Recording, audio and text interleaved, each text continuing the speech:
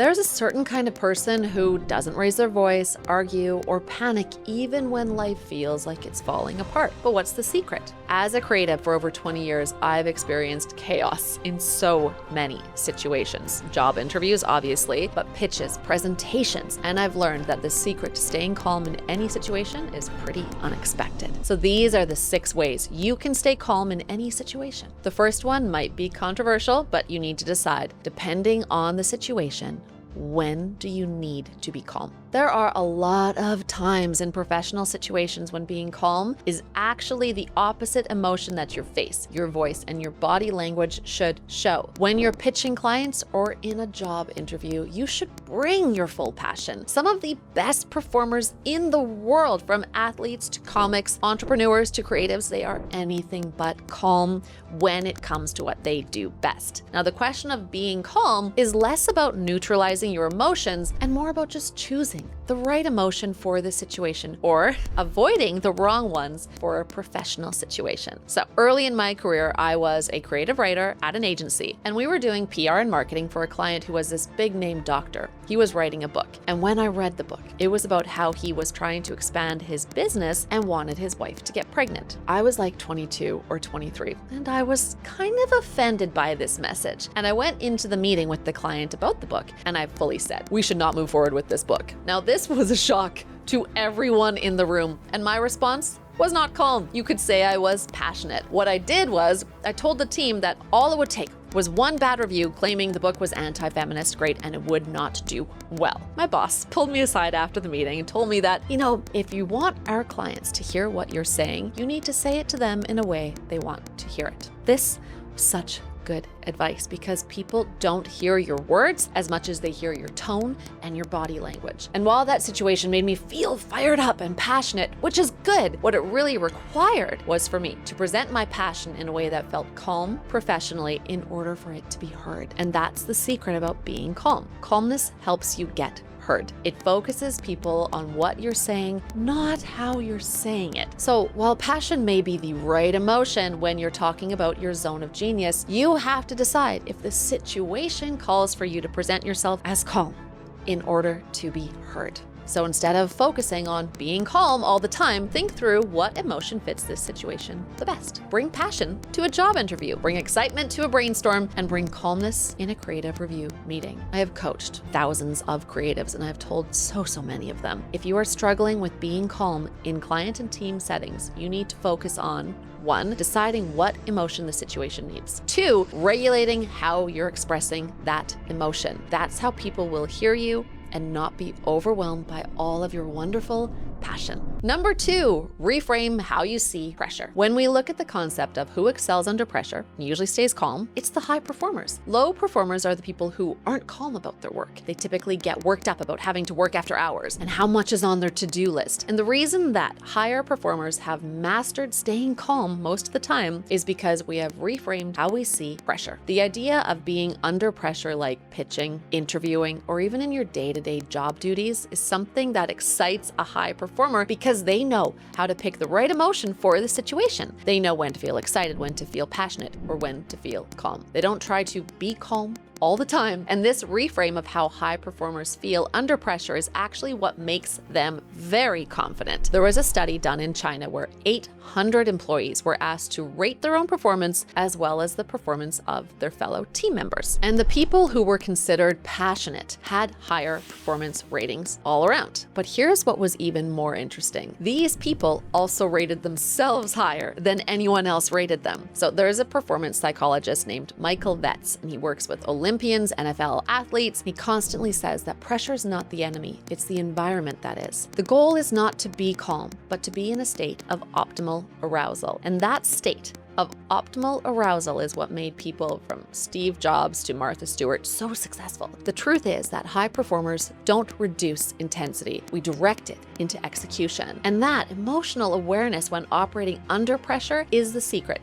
to feeling and mastering any emotion, especially the feeling of calm. So think about what you want for your life and career. If you want to be a high performer, then that starts with reframing how you see pressure. You can only be calm under pressure if you also master being excited under pressure and being passionate under pressure. Next, number 3, focus on compassion over control. This is the number 1 reason why you're struggling to control your emotions and stay calm all the time. Most people think that the secret to staying calm is this whole idea of like ultimate control and discipline. But for most people, controlling emotions really just means suppressing them, and then they have nowhere to go. Abraham Lincoln is one of my favorite examples of how to give space to your emotions rather than try to control or suppress them. He felt anger very deeply. He was an intense person, so he would regularly write angry letters to generals expressing his frustration, blame, and disbelief. But then he didn't send the letter. You see, what he did was give himself compassion over control. He used his angry letters to let that emotional surge pass. He felt the emotion, identified it, spent time with it. He didn't try to control it away as if it never happened. And then, after he was done with his letter, he didn't send it and was able to respond more strategically because of his compassion for how he was feeling. When you suppress your emotions and only focus on staying calm all the time, you're never actually dealing with those emotions. So sure, you may be able to force yourself to stay calm in one moment, but that isn't sustainable because the emotions build up. You need a long-term strategy for giving your emotions compassion rather than blunt control. So the next time you're feeling pressure at work or like any intense emotion, use the 3-part FIT framework I teach to my team. First is F. You have to feel it. Focus on what emotion you are feeling, what reaction you're having. Next is I. Identify it. Give your emotion a name like anger, frustration, annoyance. If a client has torn apart my team member's copy, they're likely feeling embarrassed. Name it so you know it. And last is T for time. You have to spend time with the emotion. It's a real thing. Write that angry letter, run around the block, or simply take a 5-minute break in a conference room with the lights off. I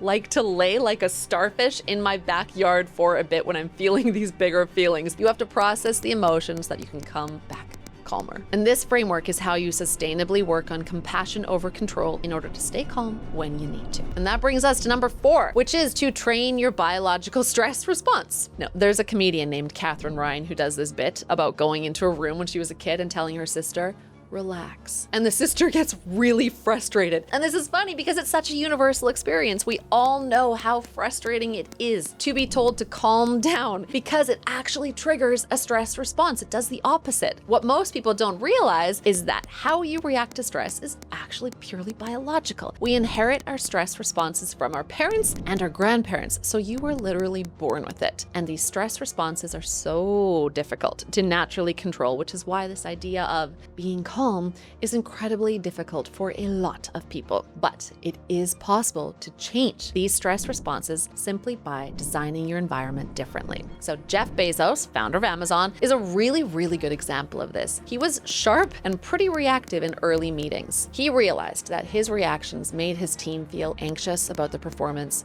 nervous presenting in meetings, and that led to less thoughtful and productive discussions, which is bad for business, which is bad for Bezos. So what did he do? He identified one of his stress triggers, PowerPoint presentations. I think we've all felt that. Then he banned them all together and he replaced them with 6-page memos that everyone would silently read at the beginning of a meeting. Now that reduced the pressure his team felt, it reduced his stress response and reactions, and the overall conversation about the meeting topic was less reactive. And some people say that this is why Amazon became so successful. My agency adopted this practice. We got rid of slide decks for our recommendations, presentations, and it's powerful in so many ways. Most notably, that when conversation starts after everyone's read the memo, everyone is actually pretty calm. So think about those moments at work that might trigger your biological stress response, and think about ways you can design your environment to reduce the amount of stress that comes up every day. Maybe you want to replace your next PowerPoint presentation with a memo. We write ours like letters, and it's actually quite nice. Or you can give yourself some deep work time to reduce the anxiety of constantly being interrupted by your Slack or Teams messages. And if you get overwhelmed by never-ending and daunting to-do lists every day, you can even design your desktop or your browser windows to just be the task you're working on right now and not have 100 tabs open that keep you from feeling calm or focused. Next is number 5. 5, which is to stop anticipating conflict. One of the biggest reasons people struggle to feel calm is that they are actually anticipating a conflict without being in it. The anticipation for the big, stressful meeting you have tomorrow feels like a speeding train getting closer and closer to hitting you every hour that goes by. This anticipation of the conflict pulls your body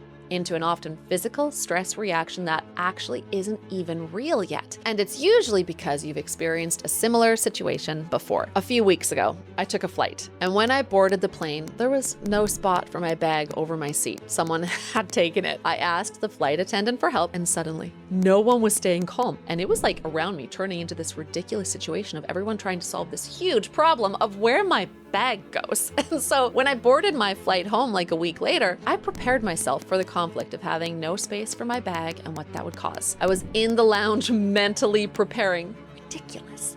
Then, of course, the conflict never came. I had just wasted what could have been a calm and relaxing time in the lounge. The trick to stop anticipating conflict is actually distance. The line I find that helps is this: don't meet trouble halfway. My mentor taught me that years ago, but sometimes I forget. Now, from a physical and psychological distance, you can pick a better response. So if you find yourself rehearsing, stressing, anticipating conflict, give yourself some distance. If you can, go for a walk, read a book to take your mind off of it, or even just take deep breaths. If trouble is coming, let it do the work of reaching you. Do not meet it halfway. The CEO of PepsiCo, was famous for physically leaning back and taking a deep breath when she was under pressure or scrutiny. She took the distance she needed in the moment to stop the anticipation and reaction, and was able to be composed and calm instead. What these tricks do is help you to stop anticipating an upcoming conflict and instead just start from a place of actual serenity. That brings us to the final tip to stay calm, which is to learn how to package your feelings. Chris Voss, a former FBI hostage negotiator, speaks a lot about high-stakes situations and the concept of tactical empathy. He essentially poses the question of how can you package up the feelings you are feeling in a way that the people listening to you are able to handle it and empathize with it. And you have probably seen great leaders do this when leading a room in a conversation or a presentation. Maybe they are anticipating conflict in the room, and instead of just like forcing themselves to stay calm, keep a room calm when conflict happens, they set the stage differently by packaging those emotions into their presentation instead of pretending like the emotions don't exist. Imagine they start the meeting with saying, "We expect disagreement on this topic, but we also expect it to be an open conversation. You are allowed to disagree." Hearing that is like, wow, okay.